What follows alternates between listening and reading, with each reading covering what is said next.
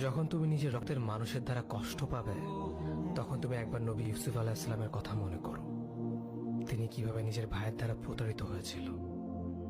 যখন তোমার বাবা মা না বুঝেই তোমার বিরুদ্ধাচরণ করে, তখন নবী ইব্রাহিম আলাইহিস সালামের কথা মনে করো। তার বাবা তাকে আগুনে নিক্ষেপ করায় ভূমিকা রেখেছিল। যখন তুমি সমস্যা থেকে পরিত্রাণের জন্য কোনো পথ পাবে না, তখন ইউনুস আলাইহিস সালামের কথা ভেবো। তিনি কতটা সময় তিমি মাছের পেটে আটকা পড়েছিল। যখন তোমার নামে কেউ মিথ্যা অপবাদ ছড়িয়ে দেবে, তখন মা আয়েশা রাদিয়াল্লাহু আনহার কথা মনে করো। তার নামে পুরো শহর জুড়ে কুৎসা রচনা করা হয়েছিল। যখন তুমি অসুস্থ ব্যথার যন্ত্রণায় কাতরাতে থাকো, তখন নবী আইয়ুব আলাইহিস সালামের কথা ভেবো।